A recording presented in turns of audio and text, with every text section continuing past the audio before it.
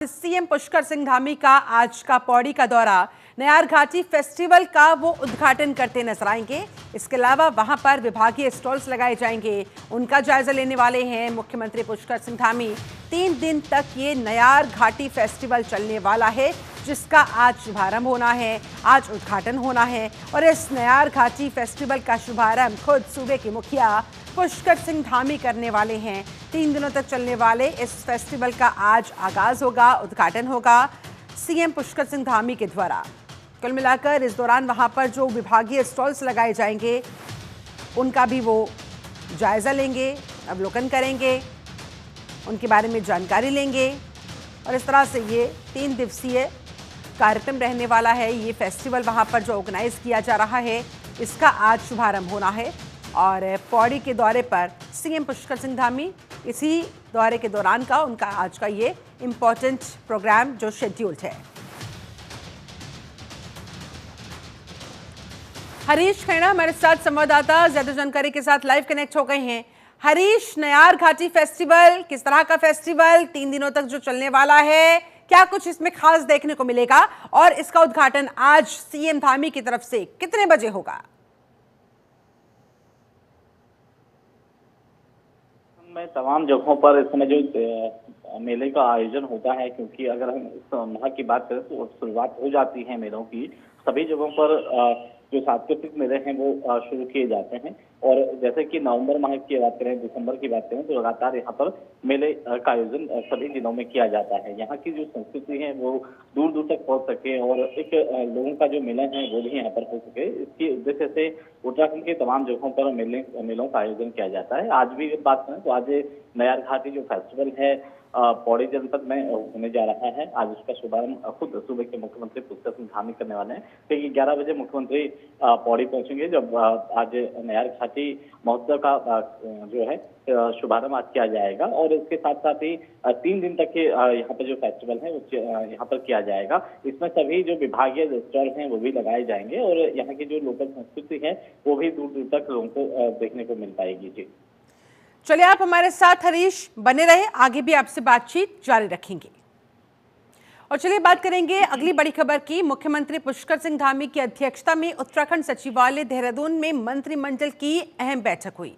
मंत्रिमंडल की इस महत्वपूर्ण बैठक में प्रदेश में मौजूद मलिन बस्तियों को अस्थायी राहत दिए जाने को लेकर साल 2018 में जो अध्यादेश जारी हुआ, उसके कार्यकाल को 3 साल के लिए एक बार फिर से बढ़ाए जाने के प्रस्ताव पर मंत्रिमंडल की तरफ से मुहर लगा दी गई। इसके अलावा मंत्रिमंडल ने फैसला लिया है कि ग्राउंड वाटर और स्प्रिंग्स का जो पानी उसका इस्तेमाल करने पर अब पैसा देना होगा।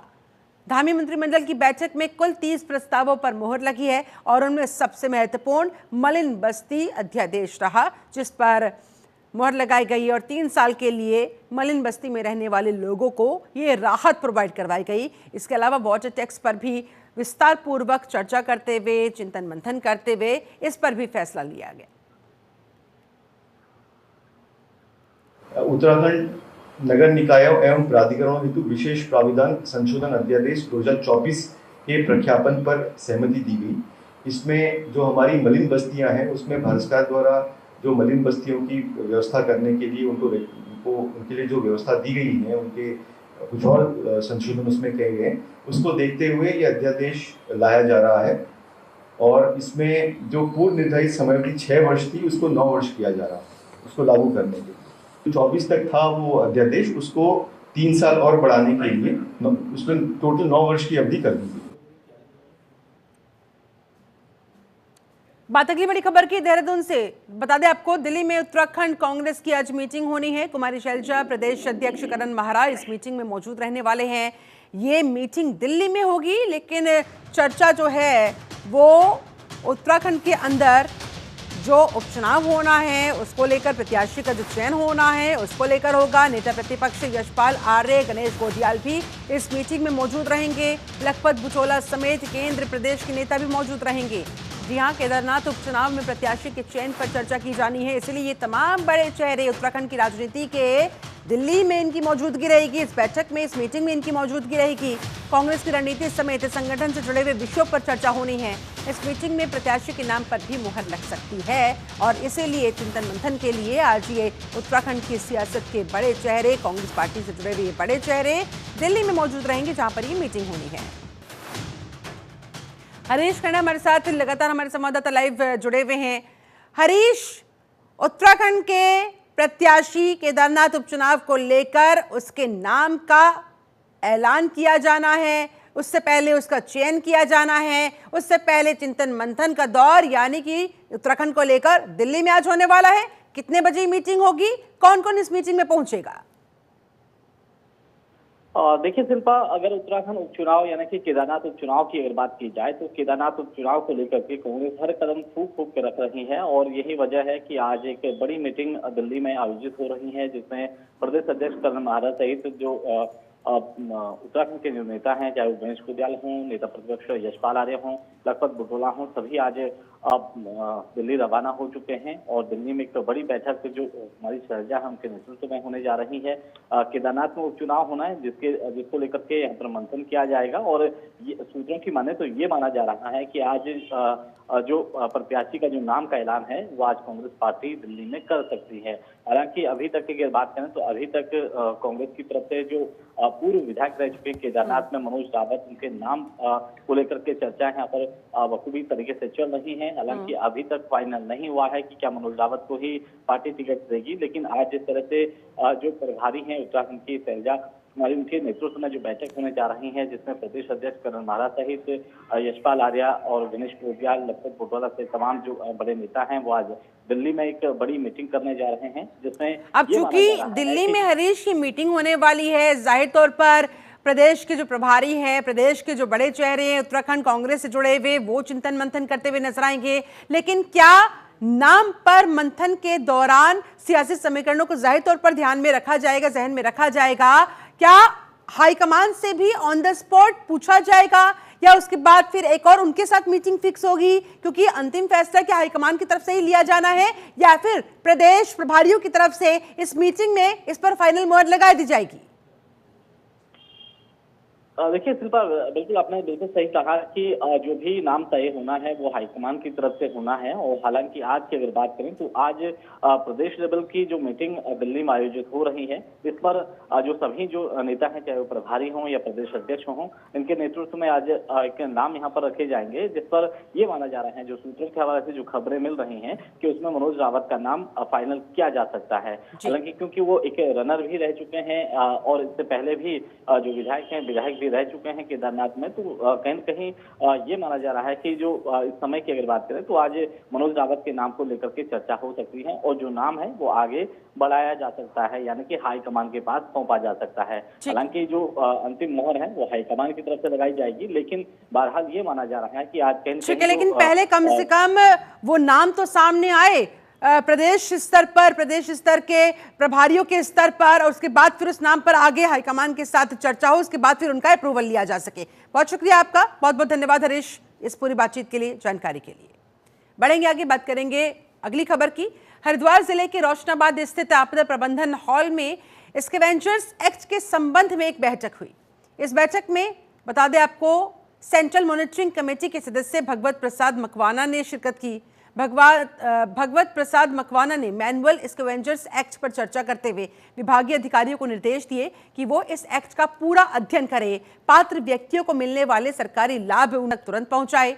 भगवत प्रसाद मकवाना ने जानकारी देते हुए बताया कि सेफ्टी टैंक की सफाई के दौरान होने वाली दुर्घटनाओं में मुआवजे की राशि को 10 लाख से बढ़ाकर 30 लाख रुपए कर दिया गया है, यानी कि 20 लाख की इसमें बढ़ोतरी की गई है। अब तक अगर किसी भी तरह की कोई दुर्घटना टैंक की साफ सफाई के दौरान हो जाती थी, 10 लाख दिए जाते थे, अब 30 लाख दिए जाएंगे। ये फैसला सरकार ने सुरक्षा को और मजबूत करने के लिए लिया है।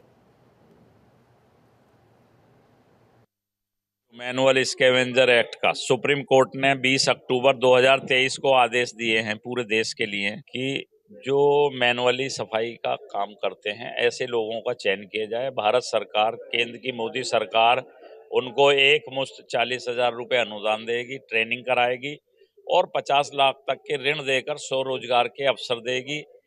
उनके शिक्षित बच्चों के लिए 10 लाख तक का ऋण जो है भारत में हायर एजुकेशन के लिए, और भारत से बाहर भी 20 लाख तक का 20 लाख तक ऋण जो है दिए जाने का मोदी सरकार सराहनीय कार्य कर रही है। हरिद्वार में इन दिनों गंगा बंदी हो रखी है। इस दौरान गंगा की सफाई में भ्रष्टाचार का आरोप लगाते हुए निवर्तमान मेयर अनिता शर्मा के नेतृत्व में कांग्रेस कार्यकर्ताओं ने सिटी मजिस्ट्रेट कार्यालय पर धरना दिया, प्रदर्शन किया। इस दौरान मेयर ने सिटी मजिस्ट्रेट को ज्ञापन सौंपा। इस अवसर पर निवर्तमान मेयर अनिता शर्मा ने कहा कि सफाई के नाम पर जनता और श्रद्धालुओं के साथ धोखा किया जा रहा है। लोगों को भी गंगा में गंदगी नहीं डालनी चाहिए, उन्हें ध्यान रखना चाहिए। कई जगहों पर जेसीबी द्वारा सिर्फ खानापूर्ति की जा रही है, कूड़ा नहीं उठाया जा रहा।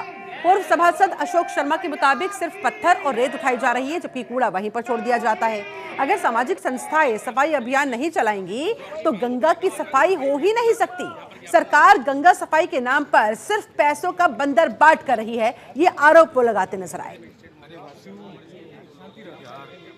दीदी, जो हर की पौड़ी या कोई भी गंगा मैया है यहाँ पे, राजघाट, सती घाट, शीतला माता, पवित्र स्थान है ये सब। और यहाँ गंगा जी में इतने कपड़े हैं, आप देख ही रहे हो, आप तो रोज ही देख रहे हो यहाँ पे जिस तरह से ये गंगा जी में कपड़े हैं। पहले तो मैं जनता से भी अपील करूंगी कि कोई गंगा जी में पन्नी तक ना डाले, क्योंकि गंगा हमारी सबकी माँ है, उन्हीं की बदौलत हमारी सबकी रोजी रोटी भी चल रही है। तो मैं कहूँगी कि साफ रहनी चाहिए गंगा जी। और आप देख रहे हो कि लाखों करोड़ों आदमी यहाँ पे आता भी है गंगा स्नान के लिए, सबकी आस्था जुड़ी भी है गंगा जी से। देखो, ये तो हम बचपन से ही देखते आ रहे हैं कि जो है पूरे शहर में यही हल्ला रहता है कि भाई जो है खनन हो रहा है और जो है लोगों की अब अधिकारियों की चांदी होगी, है ना, अधिकारियों की, मंत्रियों की, नेताओं की। और वास्तविक दृश्य जो है उल्टा होता है। आज गंगा जी की सफाई के नाम पे हम लगभग 15-20 दिन से हमारा सफाई अभियान चल रहा है। और जैसे शहर में चलता था तो इस बार मैंने कहा कि गंगा जी के किनारे या घाट पे चलाएं हम। तो 15-20 दिन से चल रहा है। गंगा बंदी तो अभी जो है हुई है दशहरे से ही। तो लेकिन हम देख रहे हैं कि जो है मतलब गंगा जी की सफाई नहीं हो रही। गंगा जी के लिए आज भी हमने कोशिश करके अपने बड़े अखाड़े से और निर्मल पंचायती अखाड़े से, दोनों अखाड़ों से निवेदन किया था। तो उन्होंने भी आज 40 छात्र जो है राजघाट पे और सती घाट पे लगाए। इस बार उत्तराखंड में 24वां राज्य स्थापना दिवस दीप महोत्सव के रूप में 1 हफ्ते तक मनाया जाएगा। इसके तहत हरिद्वार में हर की पैड़ी समेत दूसरे गंगा घाटों पर गंगा दीपोत्सव कार्यक्रम का आयोजन होगा। 11 नवंबर को होने वाले गंगा दीपोत्सव कार्यक्रम में गंगा घाट पर लाखों दियों से गंगा घाट जगमगाते नजर आएंगे। भजन संध्या का वहां पर आयोजन किया जाएगा। कमिश्नर गढ़वाल विनय शंकर पांडे और आईजी ने जिला प्रशासन और गंगा सभा के साथ वहां पर बैठक की, कार्यक्रम की रूपरेखा पर चर्चा की। गढ़वाल कमिश्नर विनय शंकर पांडे ने कहा कि कार्यक्रम को भव्य और अभूतपूर्व बनाने के लिए अधिकारियों के साथ वहां पर चर्चा की गई है।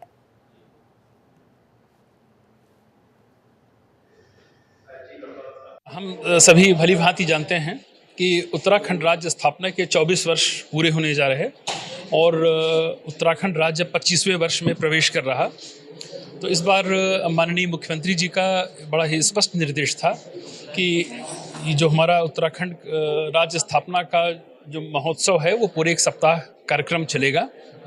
और उसी कड़ी में हरिद्वार में 11 नवंबर को एक गंगा दीपोत्सव कार्यक्रम का आयोजन किया जाएगा, जिसमें बड़े पैमाने पर हमारे जितने भी घाट हैं उनको सब दीप से प्रज्वलित किया जाएगा।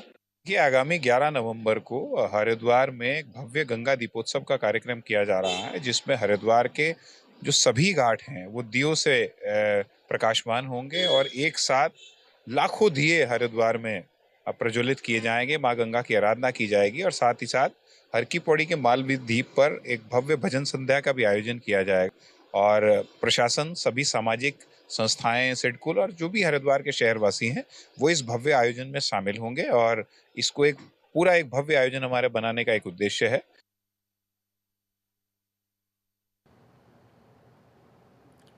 वहीं चमोली में बना लॉज कर्जन ट्रैक के नाम से मशहूर रहा ग्वालदम से तपोवन ट्रैक भविष्य में जनरल स्टाफ सड़क के नाम से जाना जाएगा। भारत सरकार के रक्षा मंत्रालय ने ग्वालदम से तपोवन ट्रैक के लिए 897 करोड़ रुपए की मंजूरी दी। ग्वालदम से तपोवन 99.2 किलोमीटर लंबी ये सड़क काफी महत्वपूर्ण है। शिवालिक परियोजना के तहत इस सड़क के निर्माण का जिम्मा बीआरओ को सौंपा गया है। वहीं 2031 तक सड़क निर्माण का काम पूरा करने का लक्ष्य रखा गया। थराली विधायक भूपाल राम टमटा की मौजूदगी में बीआरओ के अधिकारियों के साथ नंदकेशरी से लोहाग जंग तक इस सड़क का निरीक्षण किया गया। साथ ही हस्तांतरण के बाद जरूरी बिंदुओं पर भी चर्चा हुई।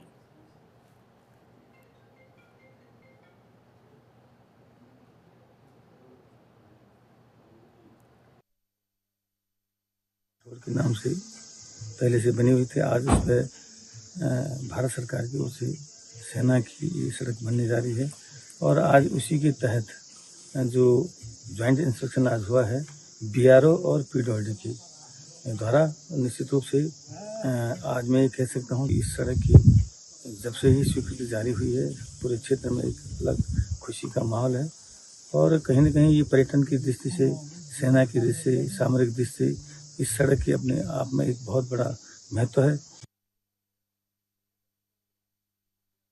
सबसे पहले विशेष आभार धन्यवाद करना चाहूँगा सरकार का और जो यहाँ पर इसकी सैद्धांतिक स्वीकृति मिली है। हम पूरा क्षेत्रवासी इस सड़क से गदगद हुए हैं क्योंकि अब तमाम कई सालों से हम इस सड़क के पीछे लगे थे और आप देख सकते हैं कि काफ़ी प्रॉब्लम यहाँ पर होती थी और जब ये सड़क की स्वीकृति हुई है, रक्षा मंत्रालय का भी मैं धन्यवाद करना चाहूँगा। हमारे माननीय विधायक जी का भी बहुत बहुत आभार धन्यवाद करना चाहूँगा और माननीय मुख्यमंत्री जी का भी बहुत बहुत विशेष आभार धन्यवाद करना चाहूँगा। ये क्षेत्र ही पर्यटक का बहुत बड़ा क्षेत्र भी है और आप देख सकते हैं यहाँ से जो थराली और ग्वालदम की जो अभी हमारे जो हाईवे है उस सड़क को देख के हमें ऐसा लगता था कि कब हमारी सड़क पे। तो धन्यवाद आप लोगों का भी, आपके चैनल का भी। सबसे पहले सर इसमें एक तो तीर्थाटन में सबसे बड़ा विकास एक मिलेगा, आवाजाही बहुत अच्छी रहेगी। जो दूरी है कर्णप्रयाग से या ग्वालदम से जो बद्रीनाथ की दूरी थी ये काफ़ी नज़दीकी हो जाएगा यहाँ से। प्लस एक जो हमारे यहाँ पे ग्राम सभा वार्ड में लोकल धाम हमारा जो लाडू देवता के नाम से उनका सबसे ज़्यादा विकास, उनको सबसे ज़्यादा बढ़ावा मिलेगा। हमारे लोकल जनता को ज़्यादा बढ़ावा मिलेगा। सड़क की आवाजाही बहुत अच्छी रहेगी। सर्वप्रथम तो मैं अपने केंद्र सरकार का बहुत बहुत धन्यवाद अदा करना चाहूँगा जिन्होंने हमारे ये गड्ढा जो सड़क पीडब्ल्यूडी के पास थी और हमेशा गड्ढे ही रहते थे, अब कम से कम गड्ढों से निजात मिलेगी। और दूसरा हमारा जो तीर्थाटन है लाटू देवता धाम वाण, उसको बढ़ावा मिलेगा। रूपकुंड ट्रैक जो हमारा चलता है उसको भी बहुत यहाँ पर वो मिलेगा और जो क्षेत्रीय लोग हैं उनको रोजगार के साधन उपलब्ध होंगे। और हम हमारे विधायक जी का भी, भारतीय जनता पार्टी का बहुत बहुत आभार व्यक्त। सबसे पहले धन्यवाद आप सभी न्यूज़ चैनलों का। इस रोड के इस किनारे बॉर्डर इलाके से मिलने से एक तो हमारी सेफ्टी है, आर्मी भी इधर बसने जा रही है। दूसरा तपोवन तक जब ये रोड इधर किनारे से होके जाएगी हम लोगों का विकास तो होगा ही होगा। यहाँ से तपोवन जोशीमठ के लिए हम लोगों की भी नज़दीकियाँ हो जाएंगी, हमारे संबंध भी बढ़ेंगे उस इलाके में। और हम सभी इसी इलाके के नहीं बल्कि यहाँ अल्मोड़ा, पिथौरागढ़, पूरा कुमाऊं क्षेत्र इस इलाके से जोशीमठ बद्रीनाथ तक जुड़ेगा और काफ़ी दूरियां भी कम हो जाएंगी। इस इलाके का भी इसके साथ काफ़ी विकास है। मैं सर्वप्रथम तो बहुत बहुत धन्यवाद करना चाहूँगा सरकार का, जो ग्वालदम नंदकेसरी रोड हमारी तपोवन जोशीमठ तक मिलने जा रही है। और जो इस रोड के हमारे लिए फ़ायदे हैं जो बीआरओ में जा रही है, फ़ायदे ये हैं कि हम सभी युवा जो कि हम ट्रैकिंग से जुड़े हैं और ट्रैकिंग के लिए सर्वप्रथम रोड अपने जो है अच्छी होनी चाहिए और इस रोड को मिलने से हमारा टूरिज्म बढ़ेगा, विकास जरूर एक अवश्य रूप से बढ़ेगा। हमारा जो लाटू धाम वाण है उस मंदिर की जो आप कह सकते हैं मंदिर का स्थिति है वो काफ़ी अच्छी